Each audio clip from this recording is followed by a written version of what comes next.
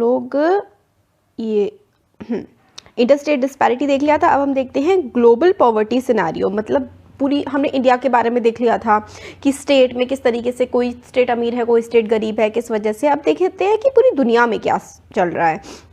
तो प्रपोर्शन, मतलब लोग जो कि डेवलपिंग कंट्रीज में, देखिए क्या होता है ना, एक होती है डेवलप, एक बिल्कुल डेवलप कर चुकी है, मतलब वहाँ के लोगों का स्टैंडर्ड ऑफ लिविंग अच्छा है, वहाँ के लोग पढ़े लिखे हैं, वहाँ के लोगों की हेल्थ जो है वो काफ़ी अच्छी है, साफ़ सफाई काफ़ी है वहाँ उस देश में, तो वो कहते हैं कि भाई वो डेवलप्ड नेशन है, अच्छा कमा रहे हैं वहाँ लोग।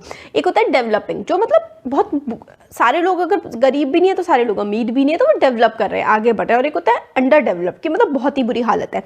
तो जो डेवलपिंग कंट्रीज़ हैं, और उसमें कुछ लोग, काफ़ी लोग ऐसे होते हैं जो एक्सट्रीम इकोनॉमिक पॉवर्टी, मतलब बहुत ही ज़्यादा गरीबी में रह रहे होते हैं। तो वर्ल्ड बैंक डिफाइन करती है कि जो लोग डेवलपिंग कंट्रीज़ में $1.25 से कम कमा रहे हैं, वो लगभग 43% थे 1990 में। तो हम लोगों ने इससे पहले के वीडियो में देखा था कि जो $1 से ज़्यादा कमा रहे हैं भाई, वो गरीबी रेखा से ऊपर आते हैं। बट अब यहाँ पे वर्ल्ड बैंक बताती है कि डेवलपिंग कंट्रीज़ में जो $1.25 से लोग कम कमा रहे हैं, वो 43% है, मतलब देश की आबादी का 43% तो $1.25 से कम कमा रहे हैं, बस सिर्फ वो गरीबी रेखा से जस्ट ऊपर ही आ रहे हैं। तो ऐसा 1990 में था 22%, अब 45%, जो कि 45% लोग बहुत गरीब थे 1990 में डेवलपिंग कंट्रीज़ में।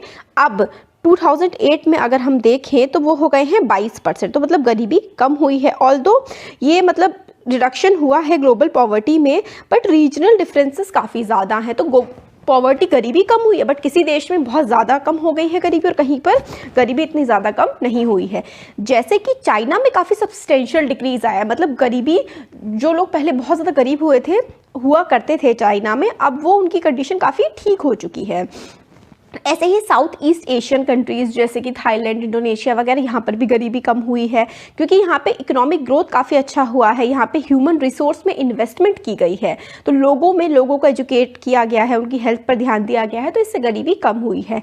चाइना के में जो पुअर लोग थे ना, वो 1981 में 85% थे, मतलब 85% लोग गरीब थे चाइना में, वो 1981 में।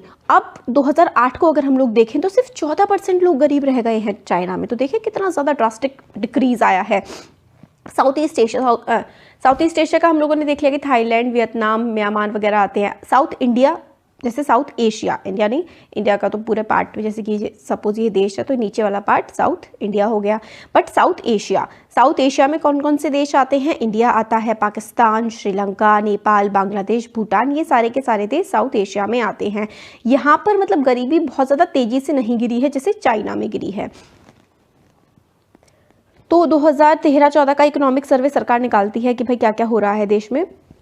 तो पॉवर्टी रेशियो 2011-12 में हम लोगों ने देखा कि बिहार में 33% लोग गरीब हैं और केरला में सिर्फ 7% लोग ही गरीब हैं। तो ये देखिए स्टेट्स में कितना डिफरेंस है। अब आता है ये डिक्लाइन हुआ है परसेंटेज में पुअर का, फिर भी नंबर ऑफ पुअर जो हैं वो number of poor has decline marginally from 61% in 1981 to 36% in 2008 because of different poverty line definition. अब देखिए जो पॉवर्टी लाइन की डेफिनेशन है ना, वो भी बहुत ज़्यादा बदल दी गई है, लीनियंट कर दी गई है। पहले जिन लोगों को गरीब मानते थे अब उन लोग को गरीब ही नहीं मानते, तो नंबर ऑफ पुअर्स तो वैसे ही कम हो जाएगा, है ना। तो different definition of poverty line की वजह से, तो अलग अलग पॉवर्टी लाइन की डेफिनेशन की वजह से जो है वो अलग अलग टाइम पे अलग अलग नंबर ऑफ पुअर पीपल हमारे देश में और पूरी दुनिया में होते रहे हैं। तो poverty in India is also shown higher than the national estimate. तो मतलब बाकी अगर वर्ल्ड बैंक का देखें तो वर्ल्ड बैंक के अकॉर्डिंग इंडिया में ज़्यादा लोग गरीब है और इंडिया के खुद के एस्टिमेट्स के हिसाब से कम है, तो ये बात हो जाती है। तो इसमें सब सहारन अफ्रीका, सब सहारन देखिए, अगर सपोज करिए ये अफ्रीका है, वैसे में से मैप ऐसा नहीं है, अफ्रीका का अलग है, तो ये वाला जो बीच वाला एरिया है ना, इसको सब सहारा डेजर्ट के वाला जो एरिया है वहाँ पे पॉवर्टी बहुत ही ज़्यादा है। इनफैक्ट वहाँ पर पॉवर्टी बढ़ गई है फ्रॉम 51% इन 1981 टू 47% इन 2008। तो मतलब 51% थी बट 47% कोई बहुत ज़्यादा कुछ डिफरेंस तो यहाँ पे नहीं आया है ना। तो इसमें in Latin America poverty of remained the same. तो पॉवर्टी रेशियो लैटिन अमेरिका यानी कि साउथ अमेरिका में पॉवर्टी, लोग जितने पहले गरीब थे उतने ही आज गरीब हैं, यही बात। Latin America it has declined from 11% in 1981 to 6.4% in 2008। तो मतलब पहले 11% लोग गरीब थे और अब 6.4% है। तो आप देखेंगे कि हुआ तो है कम बट बहुत ज़्यादा कोई डिफरेंस नहीं आया है।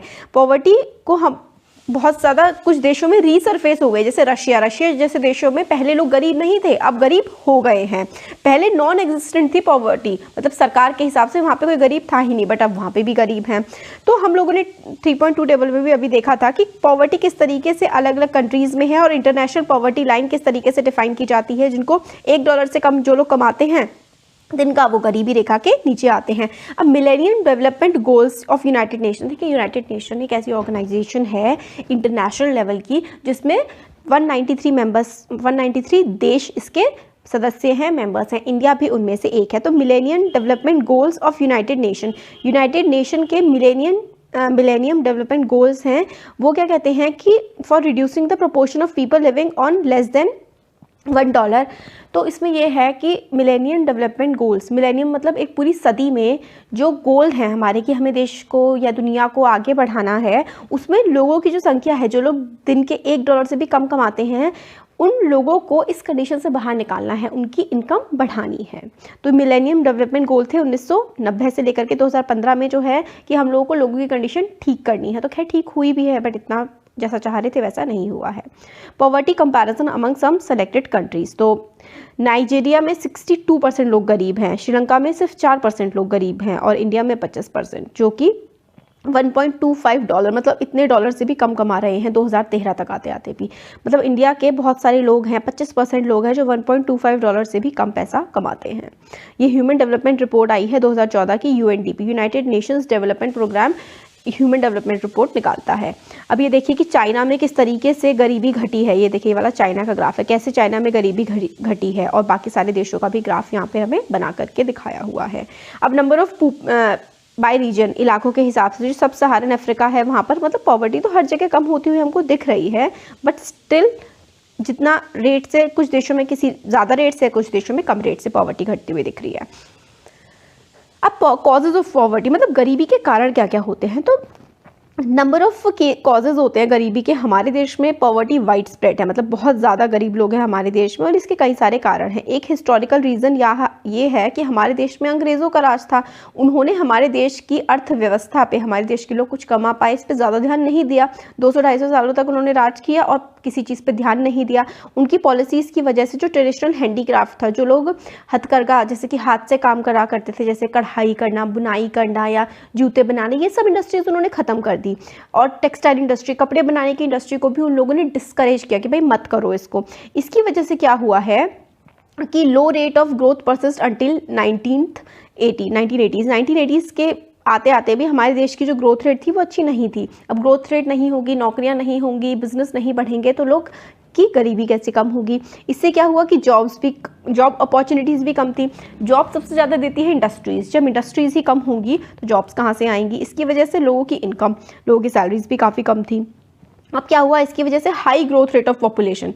अब इसकी वजह से तो नहीं, बट साथ साथ एक तो आपके देश में गरीबी ज़्यादा है, इंडस्ट्रीज कम है, बट आप लोग के लोगों की जनसंख्या बहुत ज़्यादा बढ़े जा रही है, तो वो जनसंख्या खाएगी कहाँ से, तो इस वजह से गरीबी बढ़ती है।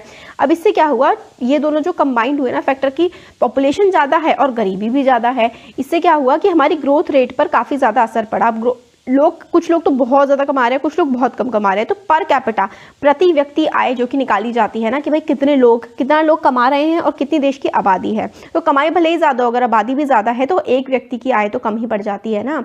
तो इसलिए हम लोगों का फेलियर रहा काफ़ी ज़्यादा दोनों फ्रंट पे कि हम लोग इकोनॉमिकली भी ग्रो नहीं कर पाए और पॉपुलेशन को भी कंट्रोल नहीं कर पाए। तो पॉपुलेशन ज़्यादा होगी और पैसा कम कमा रहे होंगे, इससे क्या होता है, ये साइकिल ऑफ पॉवर्टी होती है कि लोग गरीबी में धंसते जाते हैं कि परिवार का साइज़ बड़ा है, पैसा कम कमा रहे हैं, तो ज़्यादा से ज़्यादा परिवार के लोग गरीब ही तो होते जाएंगे। अब क्या हुआ, फिर 1960s के बाद इरिगेशन की फैसिलिटीज़ आई, सिंचाई होने लगी, ग्रीन रिवॉल्यूशन आया और इससे जॉब अपॉर्चुनिटीज़ काफ़ी ज़्यादा क्रिएट हुई एग्रीकल्चर सेक्टर में। इससे क्या हुआ, but the effects were limited to some part of India. तो जैसे कि हरियाणा, पंजाब में ही ग्रीन रिवॉल्यूशन, हरित क्रांति, जिसमें पेड़ों को पानी, मतलब फसलों को पानी दिया गया, हाइब्रिड फसलें लाई गई, इरिगेशन की फैसिलिटीज़, फर्टिलाइजर्स, पेस्टिसाइड, है ना, ये सब लाया गया। इसके बारे में 10th क्लास में आप लोग काफ़ी कुछ पढ़ेंगे एग्रीकल्चर वाले चैप्टर में। तो इससे क्या हुआ, लोगों की इनकम बढ़ी और फिर इंडस्ट्रीज़ भी ज़्यादा से ज़्यादा हमारे देश में लगने लगी, पब्लिक सेक्टर यानी कि सरकारी कंपनियां, प्राइवेट सेक्टर, और इन्होंने भी कुछ जॉब क्रिएट करी। बट ये फिर भी काफ़ी नहीं था कि जितने भी हमारे देश की, क्योंकि जनसंख्या बहुत ज़्यादा है, इसलिए सबके लिए जॉब फिर भी अवेलेबल सही तरीके से नहीं हो पाई, प्रॉपर जॉब्स शहरों में नहीं मिल पाई लोगों को। फिर लोगों ने क्या किया, शहरों में गए तो कुछ लोग रिक्शा पुलिस, रिक्शा वाले बन गए, कुछ लोग फेरी वाले बन गए, कुछ लोग कंस्ट्रक्शन के काम में मजदूर बन गए, कुछ घर में जैसे होते हैं ना मेड्स वगैरह, इनका काम करने लगे। तो इनकी काम तो करने लगे बट ये इनकम, इनके पैसा बहुत ज़्यादा कम कमाते थे। और शहरों में घर जो हैं वो बहुत ज़्यादा महंगे होते हैं, एक्सपेंसिव होते हैं, तो इनको अफोर्ड नहीं कर पाते थे लोग, क्योंकि बहुत ही कम पैसे में काम कर रहे थे। तो वो स्लम्स में, झोपड़पट्टियों में जाकर के रहने लगे शहरों के बाहर। और इसकी वजह से क्या हुआ कि largely rural phenomena also become the feature of urban sector. तो जो गरीबी थी गांव में, शहरों में वो गरीब लोग आए, उनको काम तो मिला बट पैसा बहुत कम मिला, तो फिर वो बिल्कुल गांव के तरह ही झोपड़पट्टियों में रहने लगे। तो जो गांव का फिनोमेना था ना गरीबी का, वो शहरों में भी आकर के बस गया। अनदर फीचर जो कि हाई पॉवर्टी रेट्स हैं, बहुत ज़्यादा गरीबी है, वो है ह्यूज इनकम इनइक्वालिटीज़। मतलब किसी के पास तो बहुत ज़्यादा पैसा है, किसी के पास कुछ भी नहीं है। रिसोर्स का डिस्ट्रीब्यूशन बहुत ही ज़्यादा अनइक्वल है, किसी के पास लैंड बहुत ज़्यादा है तो किसी के पास बिल्कुल भी नहीं है। काफ़ी सारी पॉलिसीज सरकार ने बनाई कि ये सारी के सारे प्रॉब्लम्स, कि रिसोर्स, किसी के पास पैसा ज़्यादा है बहुत, किसी के पास कुछ नहीं है, किसी के पास ज़मीन बहुत ज़्यादा है, किसी के पास कुछ है ही नहीं, घर तक नहीं है। तो ये सारी इनइक्वालिटीज़ हट जाए, बट सरकार की पॉलिसीज़ इतनी ज़्यादा सक्सेसफुल नहीं हो पाई हैं। काफ़ी सारे लैंड रिफॉर्म्स इनिशिएटिव लिए गए, redistribution of rural areas implement मतलब किया गया कि भाई जिसके पास ज़्यादा लैंड है उससे लेकर के गरीबों को दिया जाए। बट कहीं पर थोड़ा बहुत चला, जैसे वेस्ट बंगाल में ये सब चला ठीक ठाक, बट बाकी जगह नहीं चल पाया। कुछ स्टेट गवर्नमेंट ने अच्छा काम किया, कुछ ने नहीं काम किया। तो इसलिए लैक ऑफ लैंड रिसोर्सेज, तो इसकी वजह से क्या हुआ, मेजर कॉज है पॉवर्टी इन इंडिया का, कि कुछ लोगों के पास तो बहुत ज़्यादा पैसा है ना, कुछ बिल्कुल, ज़्यादातर लोग, कुछ ही लोग हैं जिनके पास बहुत ज़्यादा पैसा है, और बहुत ज़्यादा लोग हैं जिनके पास बहुत कम पैसा है। और यही है हमारे देश में गरीबी का कारण। इसलिए हमारे देश में बहुत सारे करोड़ों लोग गरीबी रेखा के नीचे रहते हैं। लगभग 25 करोड़ की आबादी आज भी हमारे देश में बहुत ज़्यादा गरीब है। फिर उसके बाद काफ़ी सारे सोशियो कल्चरल इकोनॉमिक फैक्टर्स भी रहे हैं जो कि गरीबी से रिलेटेड है, जैसे कि सोशल ऑब्लिगेशंस होते हैं, कुछ रिलीजियस सेरेमनीज़ होती हैं। इंडिया के लोग इंक्लूडिंग काफ़ी ज़्यादा लोग जो हैं शादियों पर या कुछ सेरेमनीज़ पर जिनके पास पैसा नहीं होता, उधार लेकर के खर्च करते हैं, और फिर वो उधारी चुका नहीं पाते और भी ज़्यादा गरीब होते जाते हैं। जैसे कि स्मॉल फार्मर्स हैं, उनको एग्रीकल्चर इनपुट खरीदने के लिए, सीड्स, फर्टिलाइज़र, पेस्टिसाइड, इन सब चीज़ों को खरीदने के लिए काफ़ी ज़्यादा पैसा चाहिए होता है। और पुअर पेपर को ज़्यादा सेव तो कर नहीं पाते, वो उधार लेते हैं और फिर उसके बाद वो उधार चुका नहीं पाते, फिर वो एक तरह से गरीबी के जाल में फंस के रह जाते हैं। और इनडेटनेस, डेट होता है उधार, तो मतलब इनडेटनेस में वो पूरी की तरह पूरी फंस के रह जाते हैं, और यही उनकी पॉवर्टी की साइकिल का कारण बनता है कि वो जितना कमाते हैं फिर उधार का ब्याज चुकाने में उससे ज़्यादा उनका चला जाता है, तो कुछ बचा ही नहीं वो पाते हैं। अब आता है एंटी पॉवर्टी मेजर्स। सरकार ने क्या क्या काम किए हैं कि किस तरीके से गरीबी को हटाया जाए। गरीबी उन्मूलन के लिए लाए गए कानून। तो पॉवर्टी को रिमूव करने के लिए काफ़ी बड़ा ऑब्जेक्टिव था भाई हमारे देश में गरीबी हटाना।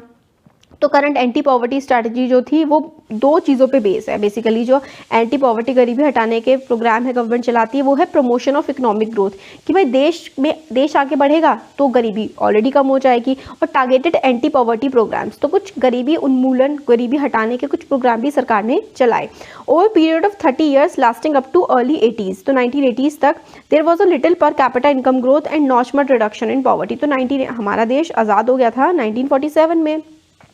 1980 तक लोगों की इनकम कुछ बहुत ज़्यादा नहीं बढ़ी, कुछ बहुत ज़्यादा प्रोग्राम भी सक्सेसफुल नहीं हुए। ऑफिशियल पॉवर्टी एस्टिमेट हमें बताते हैं कि लगभग 45% जो आबादी थी अर्ली 1950s में जब देश आज़ाद हुआ, वो मतलब जितनी गरीब थी ना 1950 के टाइम पर, उतनी ही वो जनसंख्या गरीब रही 1980 तक भी। 30 साल तक देश में ज़्यादा कुछ नहीं बदला। बट 80s के टाइम के बाद इंडिया की जो इकोनॉमिक ग्रोथ है वो काफ़ी ज़्यादा अच्छी रही और वन ऑफ द फास्टेस्ट रही दुनिया में। मतलब काफ़ी ज़्यादा तेज़ी से हम लोग देश को आगे बढ़ा रहे थे। इसकी वजह से क्या हुआ, द एवरेज ग्रोथ रेट जो 3.5% थी 1970 में, वो 6% हो गई 1980 और 1990 में। मतलब हम लोग 6% की ग्रोथ रेट से आप समझिए कि अमीर हो रहे थे, आगे बढ़ रहे थे। ये ग्रोथ रेट मतलब काफ़ी इंपॉर्टेंट रहा। कैसे ग्रोथ रेट कैसे बढ़ता है, लोग इंडस्ट्रीज़ लगती हैं, नई नई जॉब्स आती हैं, लोगों के पास पैसा आता है, उससे ग्रोथ रेट बढ़ती है। अब लोगों के पास पैसा आया तो पॉवर्टी रेट कम होने लगे क्योंकि इंडस्ट्रीज़ नई नई लगने लगी।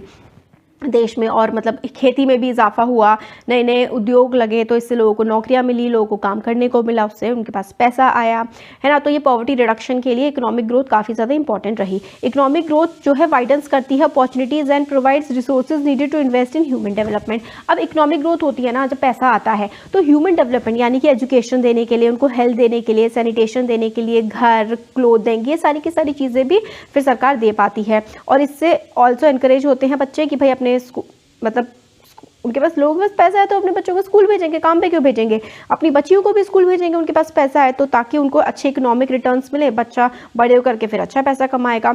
हाउएवर पुअर जो हैं बहुत ज़्यादा इसका एडवांटेज नहीं ले पाए, जो कि इकोनॉमिक ग्रोथ हुई थी, हुआ था लोगों को फ़ायदा, बट मिडिल क्लास को ज़्यादा हुआ था, बहुत गरीब लोगों को इतना नहीं हुआ था। ग्रोथ जो है एग्रीकल्चर सेक्टर में, हम लोगों को लगा था कि खेती में भी ग्रीन रिवॉल्यूशन आएगा, बहुत ग्रोथ होगी, बट इतनी ग्रोथ नहीं हुई जितनी एक्सपेक्ट की गई थी।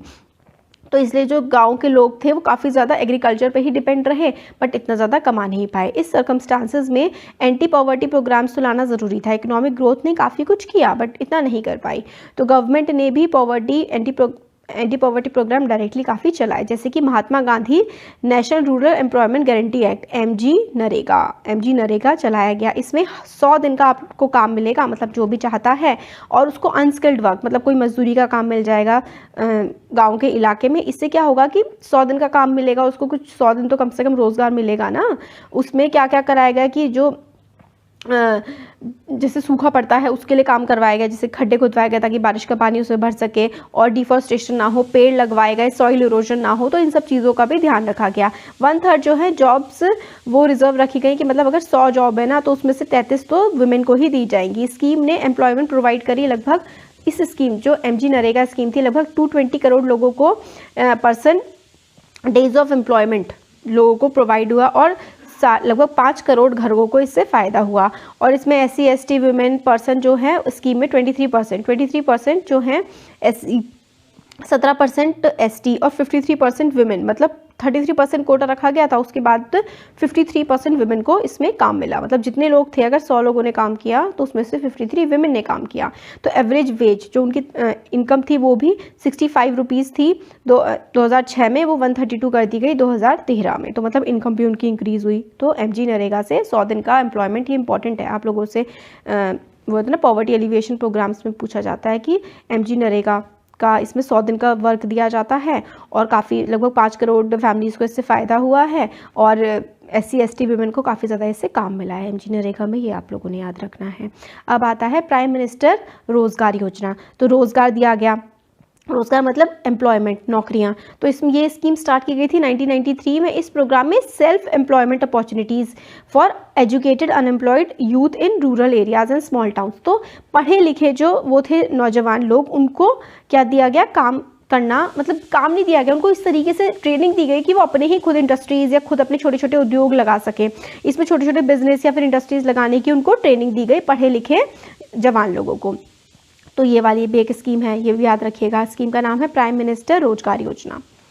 तो गाँव और छोटे शहरों के लिए थी। अब rural employment generation programme REGP ये 1995 में लॉन्च की गई। इसका भी यही था कि सेल्फ एम्प्लॉयमेंट रूरल में, करीब मतलब जो गांव वाले रीजन्स हैं उसमें जो पढ़े लिखे लोग हैं या फिर जो छोटे शहर है उसमें पढ़े लिखे लोग खुद नौकरियाँ, जैसे कि मान लीजिए किसी ने मोमबत्ती बनाने की फैक्ट्री लगा ली, किसी ने साबुन बनाने का छोटा सा उद्योग लगा लिया, इस तरीके की उनको स्किल्स दी गई।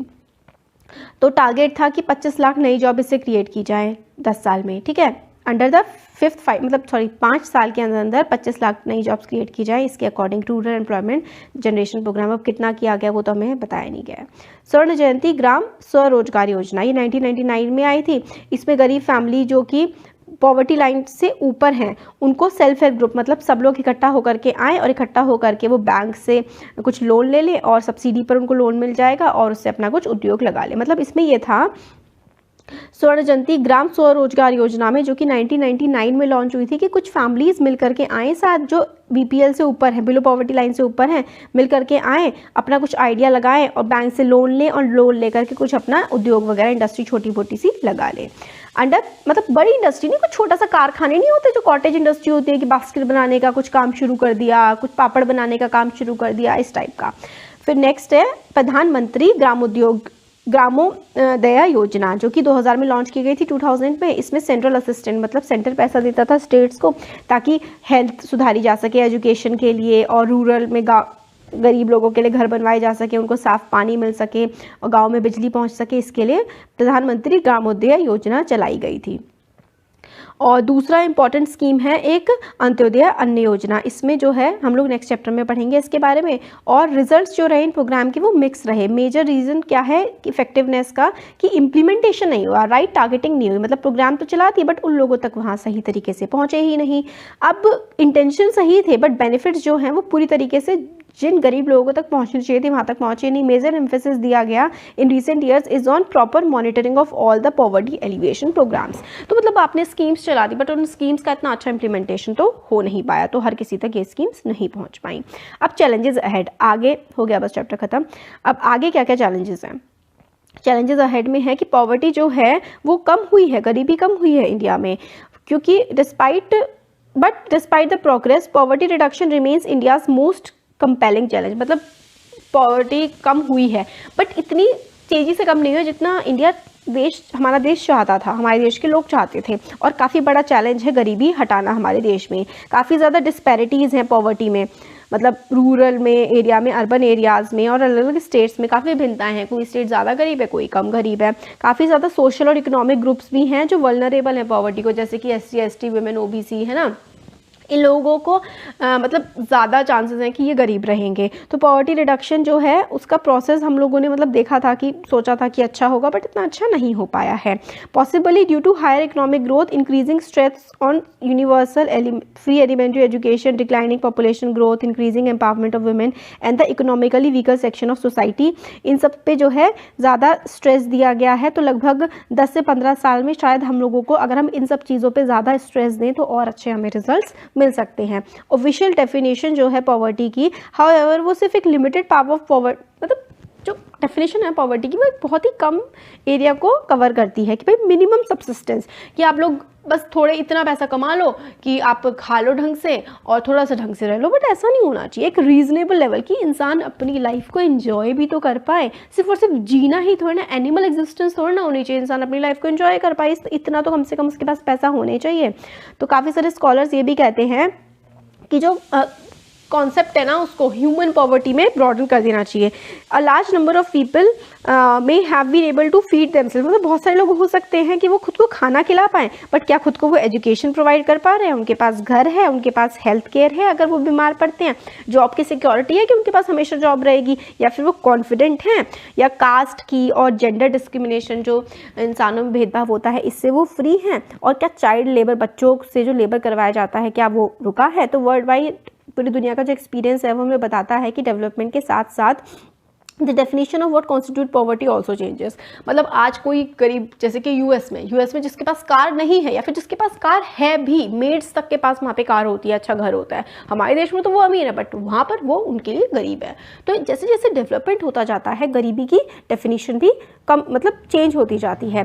पॉवर्टी को दूर करने के जो टारगेट्स हैं वो भी और आगे मूव करते जाते हैं हम लोग। Hopefully we will able to provide the minimum necessary in terms of not only income but भाई जो मतलब लोगों को एक्चुअल चीज़ ज़रूरत है। नेक्स्ट आगे 10 सालों में हम सिर्फ खाने पीने, जो खा नहीं पा रहा है वही नहीं गरीब है, जिसके मतलब हम लोगों को ओवरऑल डेवलपमेंट लोगों का करवाना है।